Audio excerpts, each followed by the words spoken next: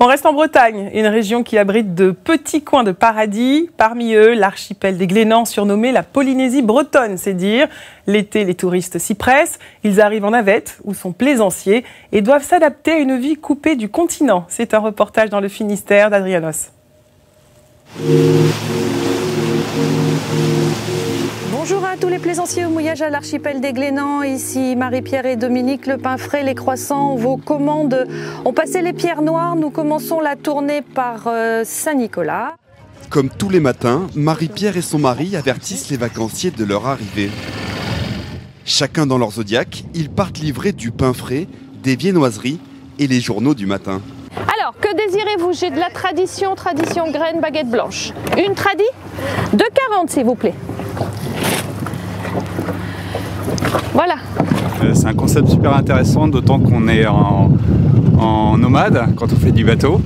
Et on a bien souvent besoin d'une petite baguette fraîche le matin pour se réveiller. Pendant l'été, le couple fait l'aller-retour depuis le port de Concarneau à 30 minutes de navigation. 4, 5, 6, 7, 7,50 s'il vous plaît. Leurs produits sont vendus en moyenne 25% plus cher qu'en magasin. Marie-Pierre et Dominique ont lancé leur petite boutique sur l'eau il y a 7 ans. On l'a imaginé, on l'a développé tout simplement en venant tous les jours au Glénan, et ce sont les clients eux-mêmes qui nous ont suggéré à chaque fois tiens, vous devriez mettre ci, vous devriez mettre ça. Et aujourd'hui, on peut dire que le concept il est abouti. Si les plaisanciers demandent de plus en plus de livraisons directement sur leur bateau, c'est pour profiter au maximum de ce petit paradis. L'archipel des Glénans, 9 îles baignées par des eaux vert émeraude et de longues plages de sable blanc qui lui ont donné le surnom de Polynésie bretonne. Cet ancien repère de corsaires est inhabité l'hiver. Il ne revit qu'avec l'arrivée des touristes à la belle saison. Ces eaux cristallines abritent de nombreuses espèces de poissons, mais également des homards. La famille Castric en a fait sa spécialité. Elle tient l'un des 2 restaurants de l'île. Vous pouvez me rappeler dimanche dans la matinée pour votre menu pour lundi soir? C'est le frère d'Isabelle qui pêche les homards et les stocke dans ce vivier construit en 1870. À l'époque, plus de 20 tonnes de homards étaient conservées ici chaque année pour être vendus sur le continent. Aujourd'hui, il ne sert que pour le restaurant. Nous, on ne fait que notre pêche. Alors il faut compter entre 2 tonnes, 3 tonnes, ça dépend des fois, si j'en achète à d'autres marins ou pas. En cuisine, c'est la sœur d'Isabelle, Nelly, qui prend le relais, épaulée par ses 2 nièces, Léa et Juliette. On les coupe vivants, on les met comme ça, et puis après on met dans le four, voilà, tout simplement. Vous les assaisonnez, vous mettez quelque chose? Non, juste un peu d'huile. C'est ce qu'il y a de plus simple à faire. Après 30 minutes de cuisson, elle rajoute un peu de poivre et de beurre, et le homard est prêt à être dégusté. Ça c'est chaud, hein. Pour le plus grand plaisir de Sophie et Michel, venus spécialement pour fêter leur anniversaire de mariage. C'est extraordinaire, ça vaut le coup, c'est bien meilleur que la langouste. Très bien cuisiné. La petite affaire de la famille Castric tourne bien. La portion de homard pour une personne est facturée 47 € et tout l'été, la terrasse affiche complet.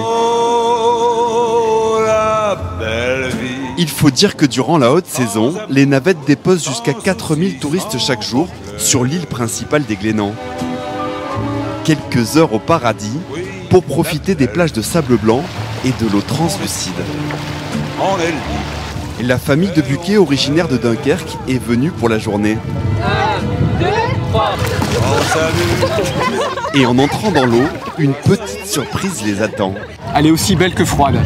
On a envie d'y aller pour sa couleur, mais après on a envie de sortir pour sa froideur. C'est vraiment compliqué, mais bon, une fois qu'on sera sorti, on va vite courir vers le serviette, je pense. Il faut dire qu'ici, la température de l'eau dépasse rarement les 19 degrés. L'autre surprise, c'est la fréquentation des plages de l'île principale. Non, on s'attendait pas à autant de monde et c'est vrai que bon, le paysage est superbe, mais je pense qu'avec un peu moins de monde, on profiterait encore plus de la nature. Pour ceux qui veulent profiter de l'île loin de la foule, un gîte propose des chambres qu'il faut réserver plusieurs mois à l'avance. Vous avez ici une chambre de 6 places, allez-y, je vous en prie, installez-vous. Avec vos colocataires, vous allez choisir les différentes places. Des mini-dortoirs au tarif imbattable de 16,50 € la nuit par personne. On fait la vaisselle ensemble, on mange ensemble, en gros on fait la plupart des choses ensemble. Avec ici un point d'orgue qui est assez important, c'est on doit gérer l'eau. C'est très compliqué, on a très peu d'eau sur le site, donc c'est de l'eau de pluie.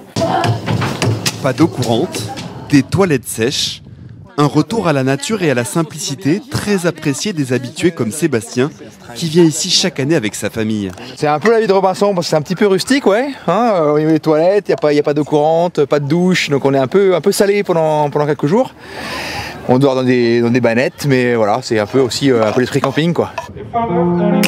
À l'heure où les dernières navettes quittent l'île pour le continent, les Glénans retrouvent un peu de tranquillité. Les enfants prennent un dernier bain, pendant que les parents préparent leur repas.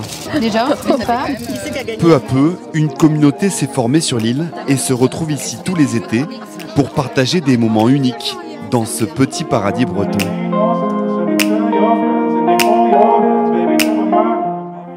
Un nouveau défi tour de magie qui amuse la toile. Michael Jackson, qui aurait eu 60 ans aujourd'hui, et les salariés